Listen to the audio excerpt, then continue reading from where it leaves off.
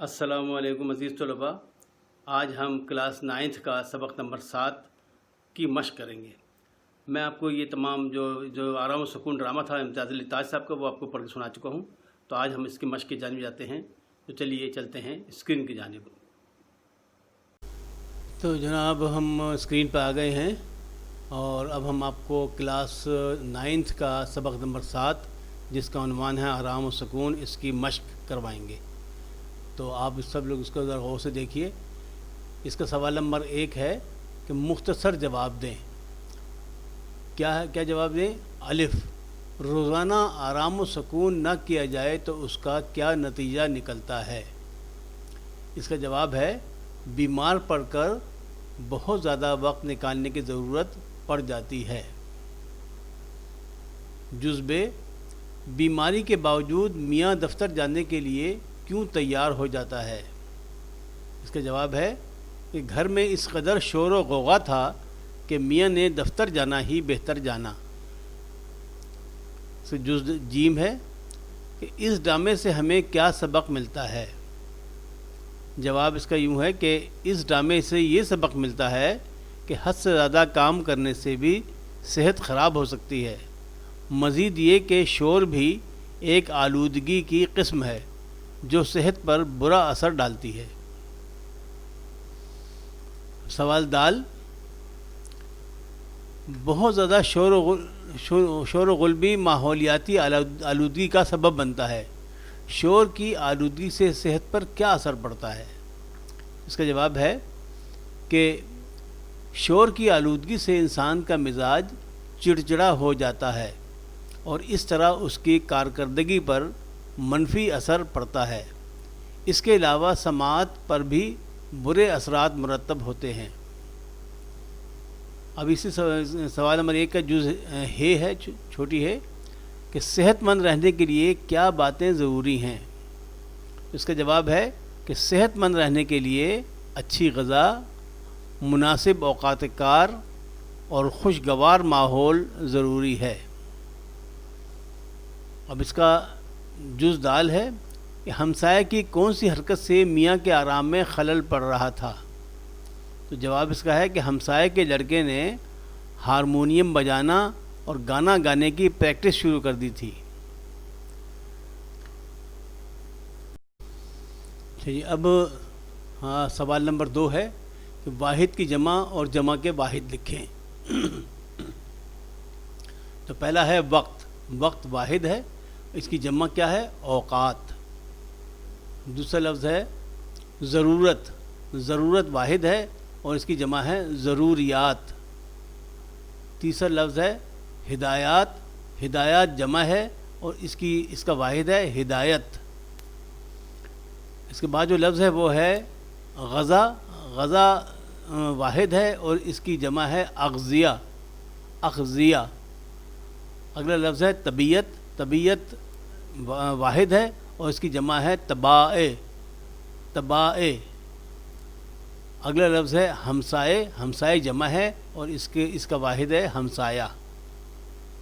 سوال نمبر 3، مندرجہ ذیل کے مذکر اور مؤنث لکھیں۔ تو انہوں نے کیا لکھا تھا؟ بیگم، بیگم کا جو بیگم مؤنث ہے اس کا مذکر تھا صاحب۔ اگلا لفظ بیوی، بیوی مؤنث ہے، اس کا جو مذکر ہے وہ ہے شوہر یا میاں۔ اگلا لفظ ہے فقیر، فقیر مذکر ہے اور اس کے مؤنث ہے فقیرنی۔ اگلا لفظ ہے ملازم، ملازم مذکر ہے اور اس کی جو مؤنث ہے وہ ہے ملازمہ۔ بچہ مذکر ہے اور اس کی مؤنث جو ہے وہ ہے بچی۔ سوال نمبر 4، مندرجہ ذیل جملوں کو درست کر کے لکھیں۔ الف، میرے ابو دفتر سے واپس لوٹ آئے ہیں۔ اب واپس اور لوٹ ایک ہی چیز ہے، واپس آنا لوٹ آنا ایک ہی بات ہے، لہٰذا یہ غلط ہے۔ اس کو ہم ٹھیک کیا تو کیسے ہوا؟ میرے ابو دفتر سے لوٹ آئے ہیں۔ ب، ڈاکٹر نے مریض کو دوائی دی، ڈاکٹر نے مریض کو دوائی دی، تو یہ غلط ہے، اس کو ہم صحیح کریں گے۔ تو صحیح کیا ہوگا اس کا؟ ڈاکٹر نے مریض کو دوا دی، ڈاکٹر نے مریض کو دوا دی۔ جیم، میرے پیٹ میں درد ہو رہی ہے، غلط ہے، صحیح جملہ کیا ہوگا؟ میرے پیٹ میں درد ہو رہا ہے. درد جو ہے وہ مذکر ہے، درد ہو رہا ہے. اگلا ہے دال، یہ میز پرانا ہو چکا ہے. یہ غلط ہے کیونکہ میز جو ہے وہ مذکر ہے، تو اس کا صحیح جملہ ہوگا یہ میز پرانی ہو چکی ہے. دال، نوکر نے کمرے میں جھاڑو دیا. غلط ہے، جھاڑو مؤنث ہے، نوکر نے کمرے میں جھاڑو دی.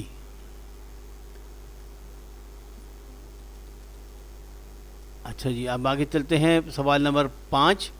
سوال نمبر 5 میں کہتے ہیں کہ غلط اور درست بیانات کی ٹک سے نشاندہی کریں. تو ہمیں بجائے ٹک کے اس کو پیلے رنگ سے ہائی لائٹ کر دیے تاکہ آپ کو صاف نظر آ سکے. الف ہے، انسان کو بہت زیادہ فکر مند نہیں رہنا چاہیے. یہ بالکل درست ہے، ہم نے اس کو پیلے رنگ یہاں لگا دیا ہے. بے ہے، شور و غل کا مریض پر کوئی اثر نہیں ہوتا. یہ غلط ہے، تو اس کو ہم نے غلط کے نیچے نشان لگا دیا. جیم ہے، تھوڑا سا وقت آرام کے لیے ضرور نکالنا چاہیے. یہ بالکل درست ہے، لہذا درست کے نیچے نشان لگا دیا ہے. دال ہے، ہمیں ماحول کو آلودہ نہیں کرنا چاہیے. یہ بالکل ٹھیک ہے، ہمیں درست کے نیچے نشان لگا دیا. ہے کہ صرف تکان کی وجہ سے حرارت نہیں ہو سکتی. یہ غلط ہے، تکان کی وجہ سے بھی حرارت ہو سکتی ہے، لہذا ہم نے غلط کے نیچے نشان لگایا. دال، دوا سے زیادہ آرام و سکون ضروری ہے. یہ درست ہے، تو ہم نے درست کے نیچے نشان لگا دیا.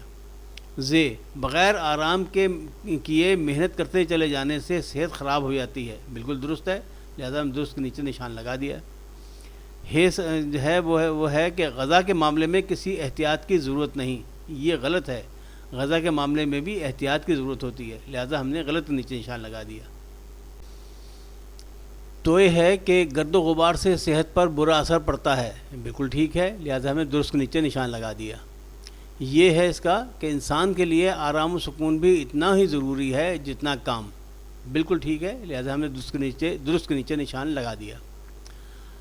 اب اس میں ہے 6 کہ اعراب کی مدد سے تلفظ واضح کریں. تو یہ زیر زبر پیش ہے، یہ آپ لگا لیجئے گا، کیونکہ ہاں میں لگاؤں تو آپ کو نظر بھی نہیں آئے گا. سوال نمبر 7، درست جواب کے آگے ٹک کا نشان لگائیں. الف، سبق آرام و سکون کے مصنف کون ہیں؟ تو اس کا مصنف کون ہے؟ سید امتیاز علی تاج. تو ہم نے امتیاز علی تاج کے نیچے پیلا نشان ہائی لائٹ کر دیا ہے. تو اس سے پوچھو کون کون سے سبق آرام و سکون کے مصنف کون ہیں؟ پریم چند، سید امتیاز علی تاج، مولوی نذیر احمد یا مرزا ادیب. تو صحیح جواب تھا سید امتیاز علی تاج. بے ہے کہ ڈاکٹر کے مطابق میاں کو کیا بیماری تھی؟ شوگر کی، دل کی بیماری، تکان و حرارت یا سر درد؟ تو صحیح جواب ہے تکان اور حرارت. جیم، میاں کتنے بجے دفتر جایا کرتے تھے؟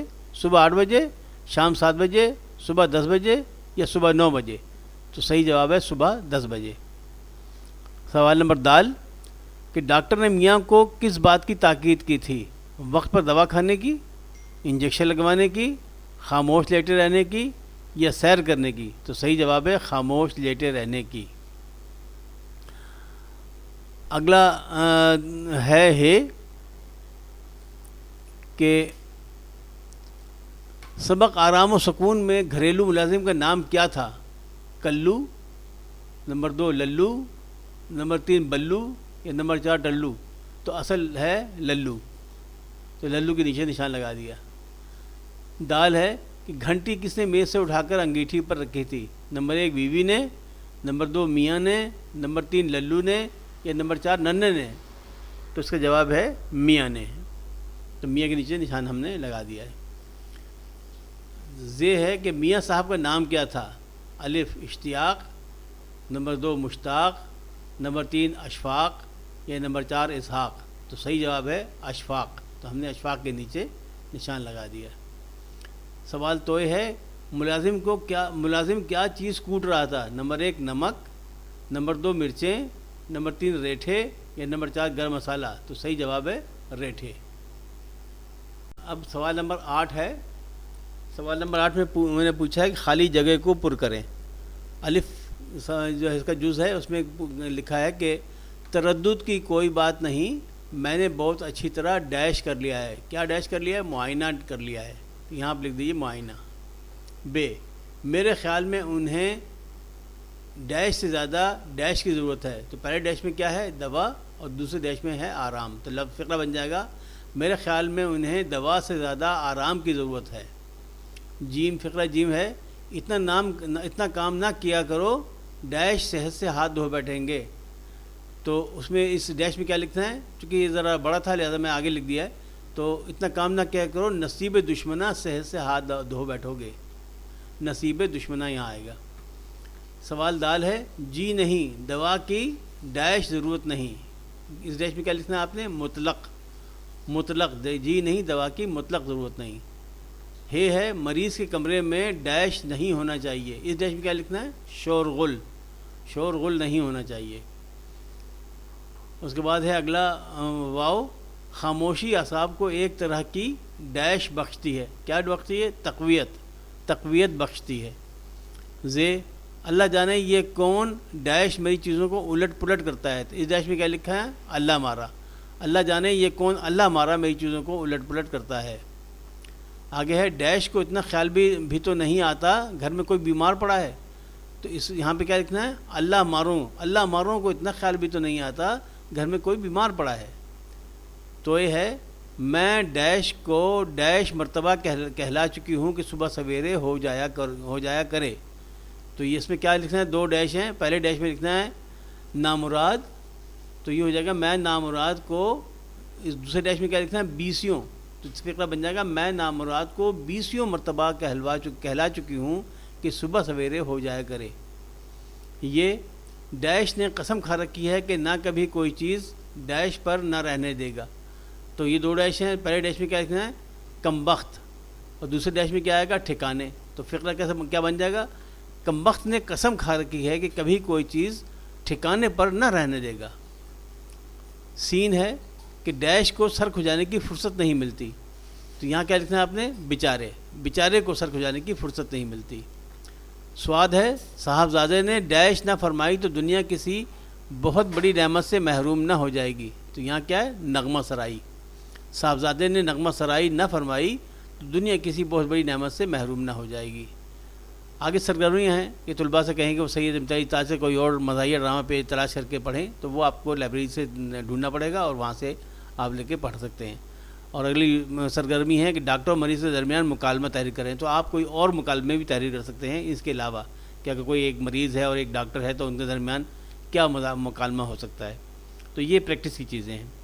تو آپ کا آج یہ جو مشق ہے یہ یہاں ختم ہوتی ہے. اگلے سبق کے لیے پھر حاضر ہوں گے. تو عزیز طلباء آج آپ کا یہ جو کلاس 9 کا سبق نمبر 7 ہے یہ مکمل ہو جاتا ہے. اس کی آج مشق بھی ہم نے کر لی ہے. تو اب اگلے سبق تک کے لیے اجازت چاہتا ہوں. لیکن جانے سے پہلے پھر ایک یاد دہانی کہ آپ میرے اس چینل کو سبسکرائب کر لیجئے اور بیل آئیکن کو دبا کر آل کو سلیکٹ کر لیجئے تاکہ جو ہی نیا سبق اپلوڈ ہو آپ کو اس کی فوراً اطلاع ہو سکے. اور میں پھر وہی عرض کروں گا کہ اپنے دوستوں کو بھی اس کے بارے میں بتائیے تاکہ زیادہ سے زیادہ طلباء اس سے استفادہ حاصل کر سکیں. اجازت چاہتا ہوں. اللہ حافظ. فی امان اللہ. براہ کرم میرے چینل کو سبسکرائب کر کے بیل آئیکن کو دبا دیجئے تاکہ میرے آئندہ کے اسباق کی اطلاع آپ کو فوراً ہو سکے. Thank you.